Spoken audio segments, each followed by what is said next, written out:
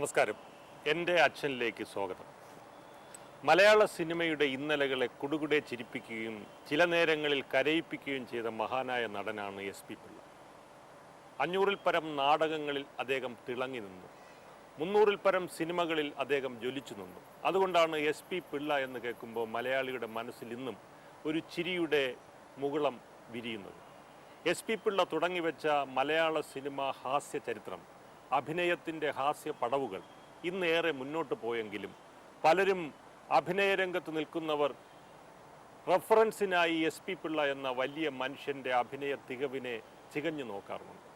ഇന്ന് SP പിള്ള എന്ന ആ വലിയ നടൻ്റെ ഓർമ്മകൾ അയവിറക്കാൻ എത്തിയിരിക്കുന്നു അദ്ദേഹത്തിൻ്റെ പുത്രി ശ്രീമതി ശോഭനയാണ്. വളരെ സ്നേഹത്തോടു കൂടി അമ്മയെ സ്വാഗതം ചെയ്യുക.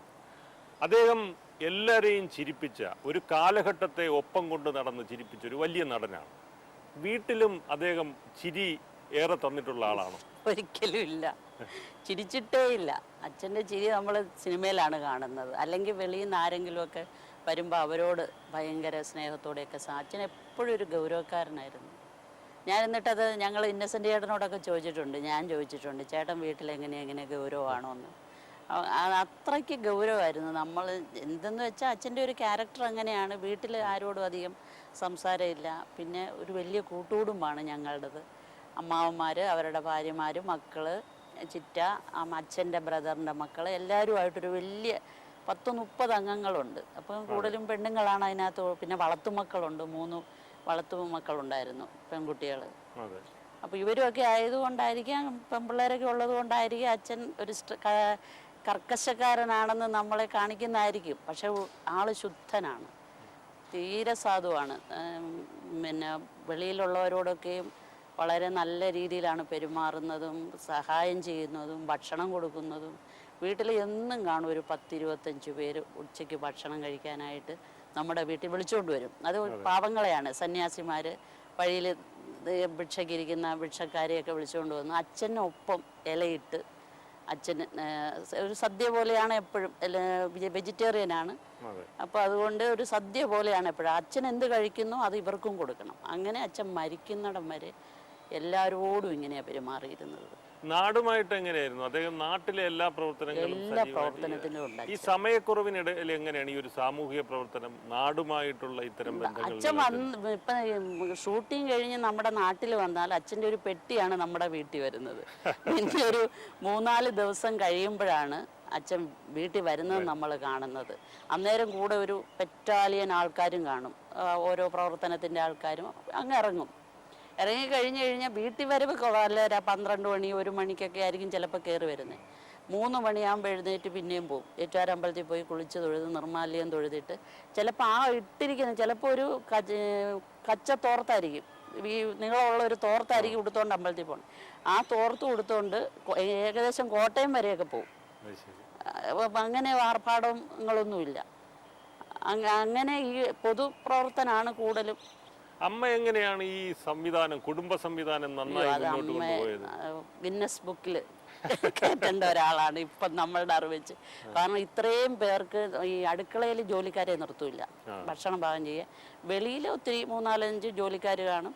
ഈ അകത്തുണ്ടാക്കുന്ന ഇത്രയും ഭക്ഷണം അമ്മയും പിന്നെ ഈ അമ്മായിമാരും എൻ്റെ ചേച്ചിമാരും ഒക്കെ കാണും. ഇവരൊക്കെ കൂടെ തന്നെയാണ് വെക്കുന്നത്.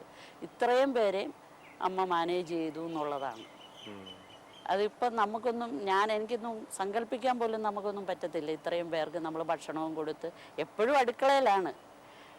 SP പിള്ളയുടെ ഒരു ഭാര്യ എന്നുള്ള ഒരു ഇതിൽ ഇപ്പം നമ്മൾ സങ്കല്പിക്കാൻ പോലും പറ്റത്തില്ല.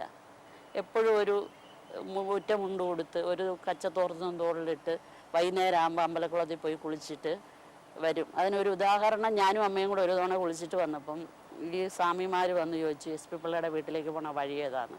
അപ്പോൾ ആ സ്ത്രീയുടെ കൂടെ പോയാൽ മതി, അവർ കാണിച്ചു തരുമെന്ന് പറഞ്ഞു. അപ്പം നമ്മുടെ കൂടെ നടന്നു വന്നു.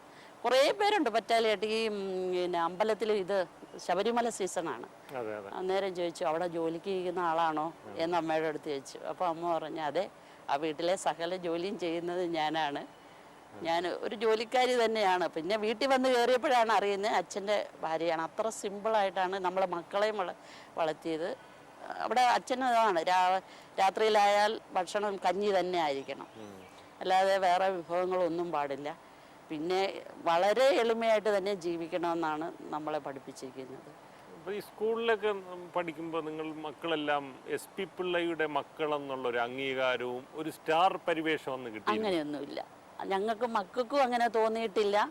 ഞങ്ങൾ 12, എനിക്കിപ്പോഴും ഓർമ്മയുണ്ട്, 12 കൊല്ലം ഉത്സവലി ഞങ്ങളുടെ ഇതാണ്. 8ാം ഉത്സവം അച്ഛനാണ് കഴിക്കുന്നത്. ഇപ്പോഴും ഇപ്പോഴൊക്കെ ആണെങ്കിൽ ഈ ഉത്സവലി നടത്തുന്നവരെ അകത്ത് കയറ്റി നേരത്തെ അഡ്വാൻസ് ആയിട്ട് നിർത്തും. കാരണം ഒത്തിരി ലക്ഷങ്ങൾ ആളുകളാണ് ഈ തൊഴാനായിട്ട് വരുന്നത്. ഞങ്ങൾ ആ ആൾക്കാരുടെ ഇടയിൽ നിന്ന് ക്യൂ നിന്നും ഇടിച്ചും തള്ളിയാണ് ഈ മക്കൾ അകത്ത് കയറി തൊഴുതിരിക്കുന്നത്. നമ്മുടെ ഉത്സവലി അച്ഛൻ അങ്ങനെ പോലും ഒരു ഇത് നമ്മളോട് കാണിച്ചിട്ടില്ല. വളരെ ഇതായിരുന്നു. നമ്മളിപ്പോൾ ഒരു ഭക്ഷണത്തിൻ്റെ കാര്യമല്ല, ഡ്രസ്സിങ്ങിൻ്റെ കാര്യം തന്നെയാണേലും വളരെ ലളിതവും സിമ്പിളും. ഇപ്പോഴൊക്കെ തന്നെയാണ് നമ്മൾ ഫാഷനായിട്ടൊക്കെ നടക്കുന്നത്.